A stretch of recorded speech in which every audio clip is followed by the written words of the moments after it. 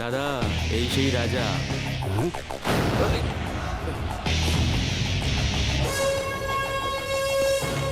এই কে রে তুই? রাজা, এখানে কি দরকার? ঠাকুর আমাকে ডেকেছেন। তোকে তো আমি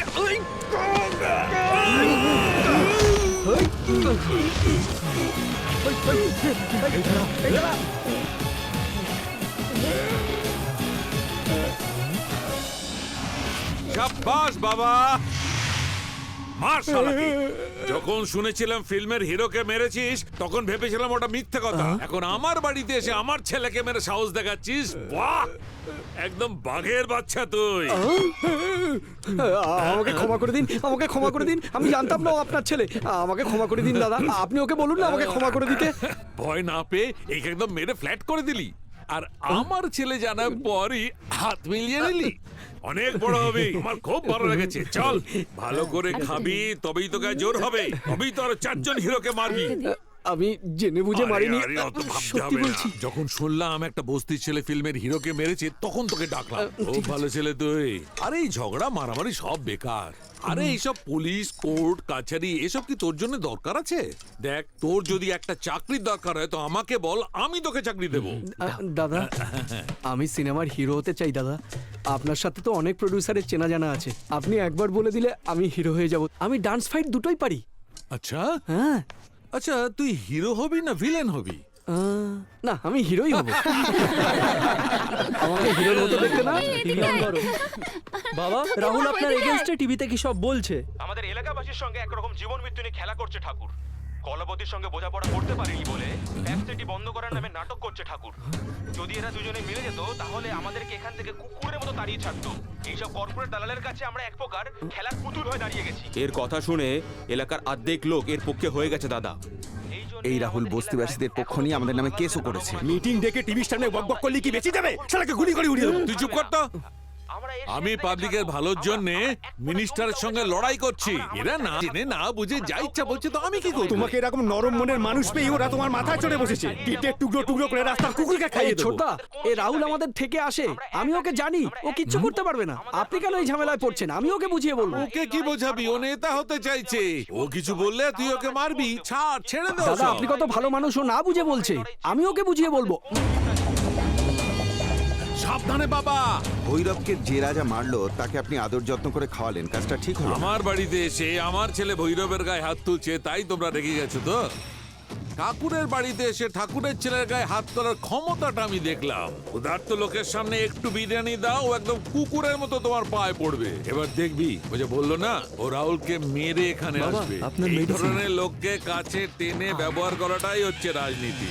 রাজনীতির প্রথম পাঠই হচ্ছে সুযোগের সদ্ব্যবহার করতে পারলেই তুমি আমার মতো নেতা হতে পারবে। একদম ঠিক বলেছো জামাইবাবু। এখন তো তোমার কথায় ও নাচছে, পরে তোমাকেই ও ছবল মারবে।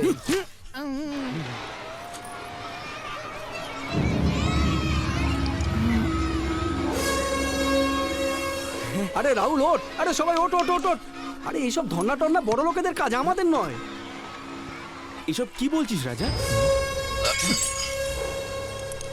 ঠাকুর সাহেবের ব্যাপারে টিভিতে কি বলছিলিস? মাঝখানে এসে কোনো কথা বলবি না, ডিসকাশন চলছে। তোর কি মাথা খারাপ হয়ে গেছে? ঠাকুর সাহেব কত ভালো লোক সেটা তুই জানিস? তোকে বললে তো তুই বুঝবি না। ওঠ। ঠাকুর কিরকম ভালো লোক সেটা আমি জানি। আর আমাকে মারার জন্য কত টাকা দিয়েছে ঠাকুর তোকে? তোকে মারার জন্য আমাকে টাকা নিতে হবে?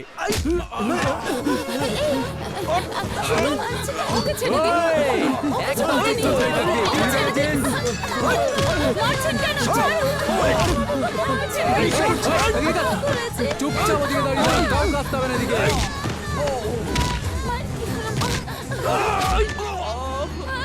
চল চল চল চল চল চল সবাই এখান থেকে যাও, যাও বলছি। চল চল চল চল। শোনো বাবা, ক্যাপসুলটা খেয়ে তুমিও নিন। না, কত ওষুধ খাওয়াবে আমাকে? রোগ তো কিছুতেই আসলে ছাড়ছে রোগ না। এমনই হয় জামাইবাবু, শরীর থেকে কিছুতে বেরিয়ে হতে চায় না, শরীরের উপরে বোঝা হয়ে যায়। টোকাটা বকছে। আরে তোর দিদির সঙ্গে সঙ্গে তোকেও তো খাওয়াচ্ছি পড়াচ্ছি। দেখ রাজা, তুই আজ থেকে একটু সাবধানে থাকবি। আরে দাদা, আমার কে কি করবে বলুন তো? আসলে না দুটো পা ভেঙে রেখে দেবো। দাদা, ওই আমার হিরোর চান্সটা। ববি বলবার নয়, আমার কয়েকজন বন্ধু আছে রিয়েল এস্টেট করে, ওরা 2 মাসের মধ্যে ফিল্ম শুরু করতে চলেছে।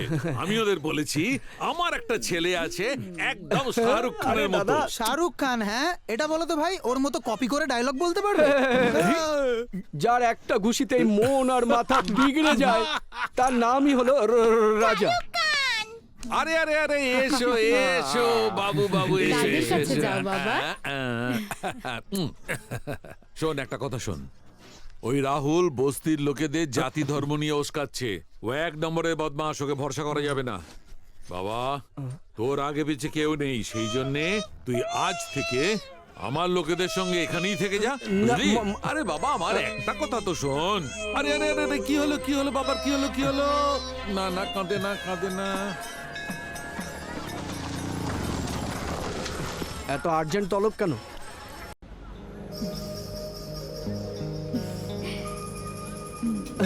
মায়ের আংটি। থ্যাঙ্কস। আপনার আর আমার মধ্যে কিসের তফাৎ? তুমি হাই ক্লাস, আমি 3rd ক্লাস। আপনার মতো ফার্স্ট ক্লাস আর কেউ হতে পারবে না। সুযোগের অপব্যবহার করতে বহু মানুষকে দেখেছি, কিন্তু আপনার মতো পেলাম না কোথাও। আপনি একদম ফার্স্ট ক্লাস। আপনার মতো সিনসিয়ার ন্যায়ের জন্য লড়াই করার মানুষ খুব কমই দেখা যায়। That's why I respect you. I want to be friends with you.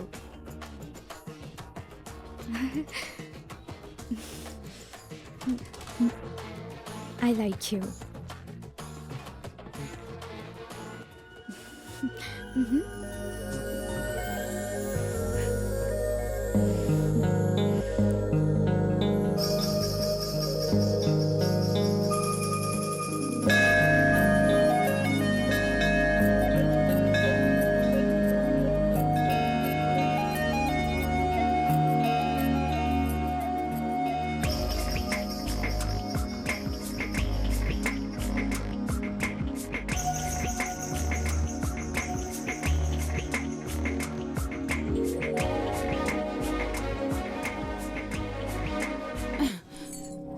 ধর্নায় বসা রাহুলের পা ভাঙিয়েছে ওই ঠাকুর।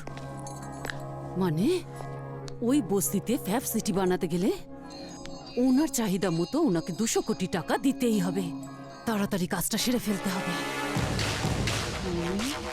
ঠাকুরের ছেলে ভৈরব খুব গরম মেজাজের, তাই না?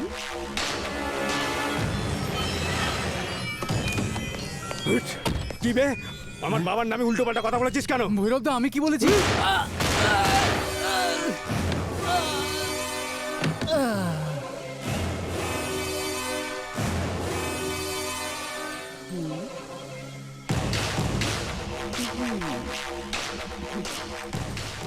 পুলিশকে ফোন করো, মিডিয়াকেও।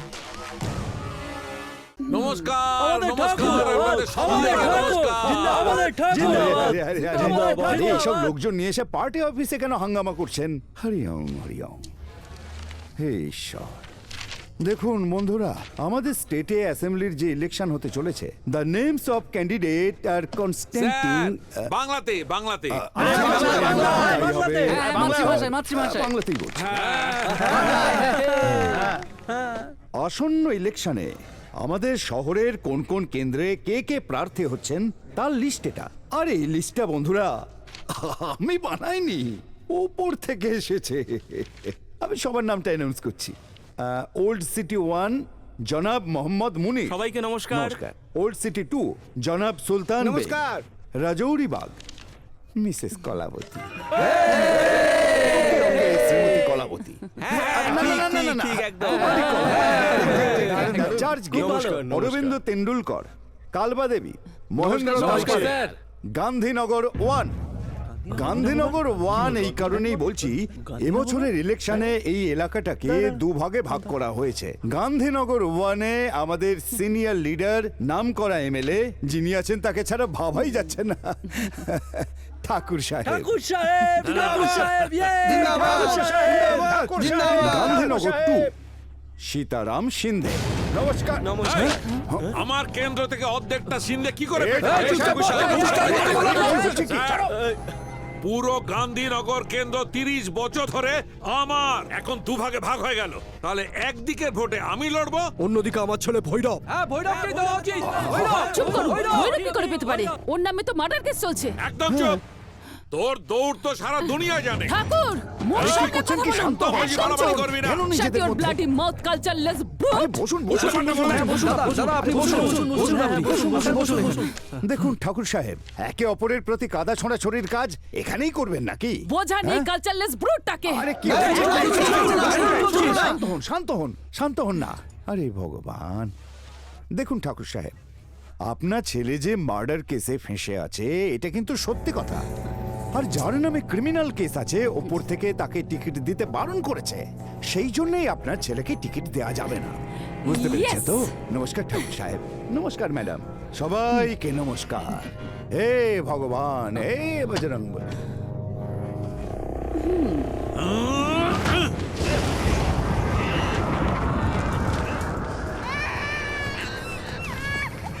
এই বাড়িতে কি সবাই মরে গেছে? বাচ্চাটা কাঁদছে, কোলে নেওয়ার কেউ নেই?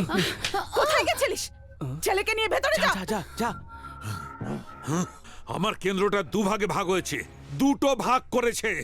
যখন পুরো এলাকার লোক আমাকে নেতা মনে করে, তখন অন্য এলাকাটা কার পাওয়া উচিত? আপনার আরে ছেলেকে সেইটাই তো ওদের সামনে বলেছিলাম। আমার ছেলের নামটা ওরা কেটে দিল। আসলে ভৈরব তো মার্ডার কেসে মানে এই স্টেটে মার্ডার করা আর কোনো নেতা নেই নাকি? আমি মার্ডার করিনি। আমি এই পায়ে কত লোককে পিষে মেরেছি সেটা আপনার জানা নেই? বাবা আপনার ওষুধ। হাট! স্যার আমার কাছে এর একটা উপায় আছে স্যার। ভৈরবের খুনের দায় কেউ যদি নিজের মাথায় নিয়ে পুলিশে সারেন্ডার করে তাহলে আমি ওকে এক্ষুনি ছাড়িয়ে নিতে পারি।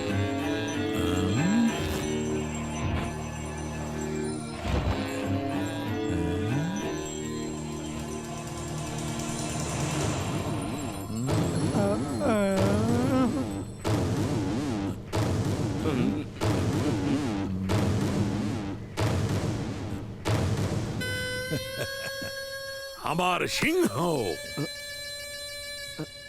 দাদা আমি? টাকা দেবো টাকা। কিন্তু দাদা আপনি যে আমাকে কর্পোরেটর বানাবেন বললেন। কর্পোরেটর করে দেবো রে। এই কেসটা তুই মাথায় নিয়ে নে, 2 দিনের মধ্যে ছাড়িয়ে আনবো। ইলেকশন শেষ হলেই তোকে কর্পোরেটর বানিয়ে দেবো। ভৈরবকেই তো আপনি বাইরে আনতে পারলেন না। এই মার্ডার কেসের দায় আমি নেব না। এই মার্ডার কেসে তুই আসামি হবি নিজে, তারপরেই উনি তোকে কর্পোরেটর বানিয়ে দেবেন। মার্ডার কেসে ফেসেছে বলেই তো ভৈরব টিকিটটা পাইনি। আমি যদি এই কেসটা আমার মাথায় নিই, আমার সঙ্গেও তো একই জিনিস হবে দাদা। কিরে, ঠাকুর সাহেবের সঙ্গে তর্ক করছিস? ঠাকুর সাহেবকে সম্মান করে কথা বল। যদি তুই এতই সম্মান করিস তাহলে মার্ডার কেসের দায়টা নিজে নিচ্ছিস না কেন? ভয়ে প্যান্ট ফেটে গেছে। তুই চুপ কর। আরে ব্যাপারটা তা নয় রে। আমিও তো আপনার ছেলের মতো না দাদা। তাহলে গান্ধীনগর ট্যুর টিকিটটা আমাকে দিচ্ছে না কেন? আমি ওখান থেকে ইলেকশনে লড়বো, লাখ লাখ কোটি কোটি টাকা কামিয়ে আপনার পায়ের সামনে ফেলবো। কিন্তু এই মার্ডারের দায় আমি নিতে পারবো না। আমি জীবনে সেটেল হতে চাই, প্লিজ দাদা। রাজনীতি তো বাইরের লোকেদের জন্য, কিন্তু ভৈরব তো আমার নিজের রক্ত। কোটি টাকা ছড়াবো আমি, সিট আমার হয়ে যাবে, কিন্তু তুই বেকার দাঁড়াবি। প্রথমে জনতার মধ্যে নাম কামাতে হবে। প্রথমে তোর মতো লোককে জেলে যেতে হবে, তারপর বেরিয়ে আসবি। টাকা কাছে থাকলে কর্পোরেটর কি দরকার, মিলেও হয়ে যেতে পারিস। এটা তো আপনি ঠিক কথা বলেছেন দাদা, কিন্তু মার্ডার কেসের দায়টা যদি আমি নিয়ে নিই, আমার লাইফ তো শেষ হয়ে যাবে। মানে আপনার ছেলেকে বাইরে বার করার জন্য আমাকে ভেতরে যেতে হবে। আমি বরবাদ হলে কারুর কিছু যায় আসবে না। আপনিও পারেন দাদা। আমি এখন বুঝতে পারছি যে কার কার ক্ষতি করে আপনি এত বড় বাড়িটা তৈরি করেছেন। হারামজাদা! বেঈমান!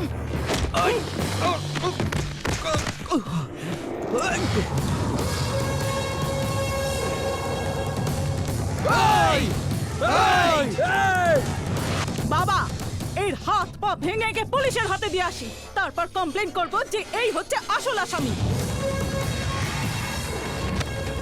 ধর ওকে।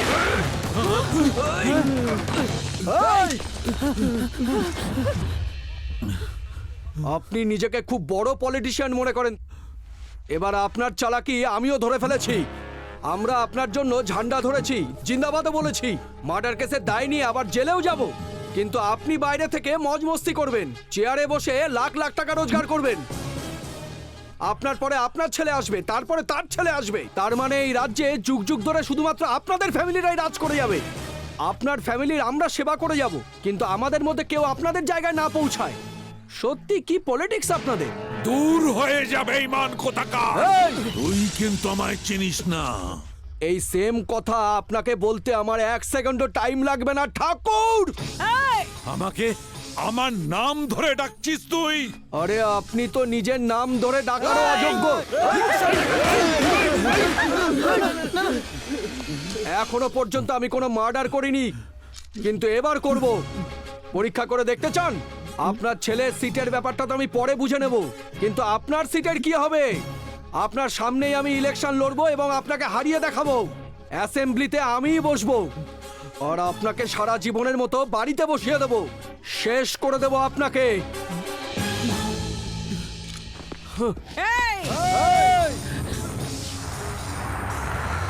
মেয়েদের দেখলে যেন ভেতর থেকে সম্মান জেগে ওঠে। তোকে তো আমি এরকম ভাবনা যেন না আসে। তোকে তো আমি